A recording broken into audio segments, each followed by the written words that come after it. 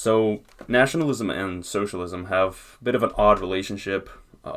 Leftists, liberals tend to kind of describe fascism or any sort of nationalist structure, any sort of nationalist movement, primarily the nationalist experiments in Europe in the 20th century, Mussolini's Italy, Hitler's Germany, as capitalism in decay, or as fascism is a sort of tool that the capitalists use to preserve their wealth and their status and their power in decaying capitalist societies.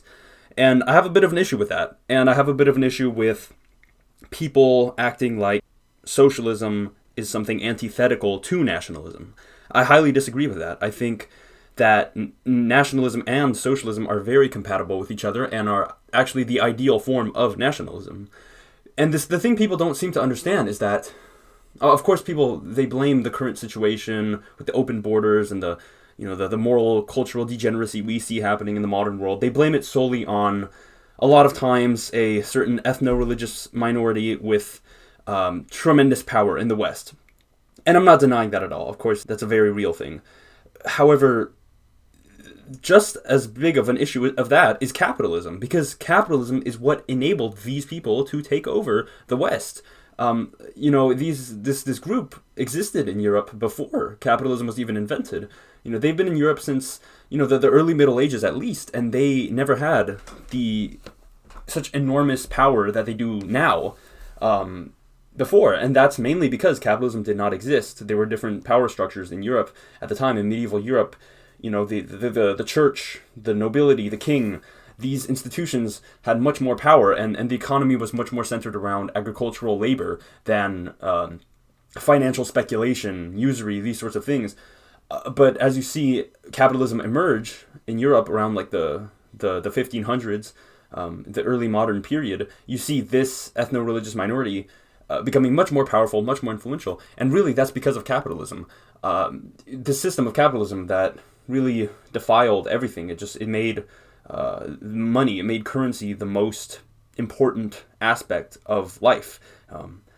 It subordinated nobility, it subordinated the church, it subordinated everything, the collective. Everything was subservient to money. And you see this sort of mindset in people like the Medicis, which were, this family of absolute psychopaths who really just gained enormous power through their Machiavellian tactics and from basically just only caring about money. I mean, I wish I could put it in a bit more eloquently of a way, but really that's what it is capitalism can be most simply defined, or the emergence of capitalism in Europe is really just saying it was the period of history when Europeans threw away their morals in exchange for monetary gain.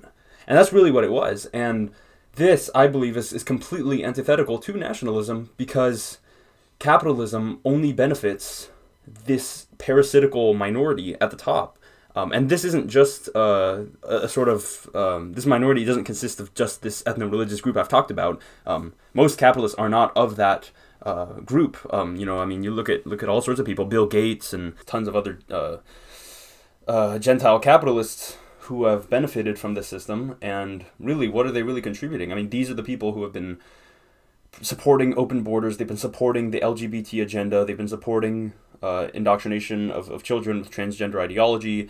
I mean, everything that we disagree with, everything that we lament has taken over Western civilization, that is all really made possible thanks to capitalism. If it wasn't for capitalism, these people would not have been able to have such tremendous power. You see, again, I'll say medieval Europe, like the moral standards were much higher back then because this group did not have the tools to degrade that culture. They did not have the ability to exploit and dominate and corrupt like they do now.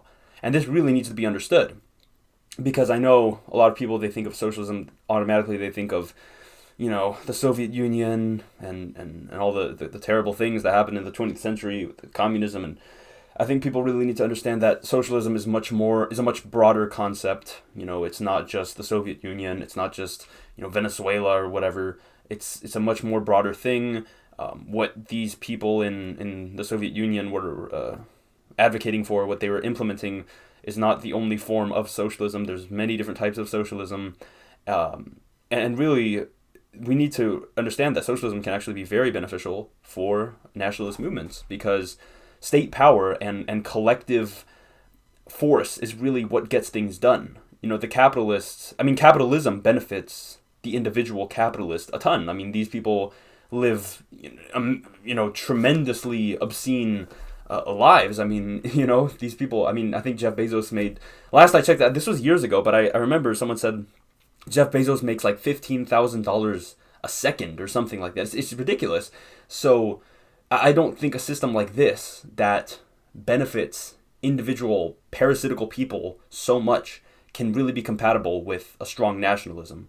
And even if, like, let's say hypothetically we were able to, extrapolate all the people from this problematic ethno-religious group, that's still not good. I mean, we still, even if every single capitalist was a Gentile, that's still not good, because they're still parasites. It doesn't matter what group they're from, they're still parasites. And don't believe for a second that these Gentile capitalists don't support open borders, or they don't support the LGBT agenda, or that they're secretly on our side. They're not. All right, these people, they are their own class of people, okay? It doesn't matter what race or what religion, really. When you're a capitalist, you're a capitalist. Your class identity matters more than anything else. I mean, they have thrown away everything, any sort of traditional, moral, cultural framework they have. They've tossed that all away in favor of money, in favor of this new sort of globalist ideology. So to think that these people are any bit sympathetic to our cause is really childish. These people are not on our side, and these Gentile capitalists are really benefiting from this cultural degradation. They're instrumental in creating it. These capitalists, they love open borders because they can bring all sorts of poor third worlders to the West to then exploit, and pay them way lower wages than anything any member of the host society would tolerate. Like maybe here in the U.S., the standard population, the native population would not be okay with working in a factory or working in an Amazon warehouse for $6 an hour. But some poor, starving peasant from the third world, they'll take anything. You can pay them $4 an hour, and they'd be fine with it. So it's not just this sort of ethno-religious group that is influencing everything. I mean, they're definitely a huge part of it, and they are the spearhead. They're the ones who created this cultural degeneracy. But the Gentile capitalists who are benefiting right now, the Gentile capitalists who are who rule over us right now, absolutely benefit from this, and they are big fans of it.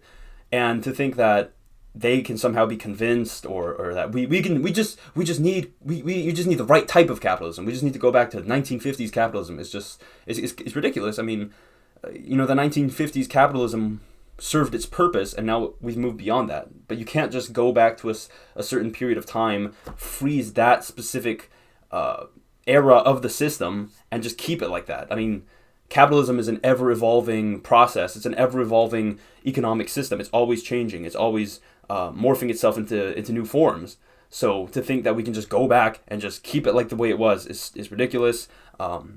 We need a completely new economic, cultural system, and I think socialism is the way forward. And I think we should stop being so scared of it. We can do amazing things with socialism if we pool our resources together, work as a collective, rather than allowing a parasitical class to reap all the rewards. We could achieve great things.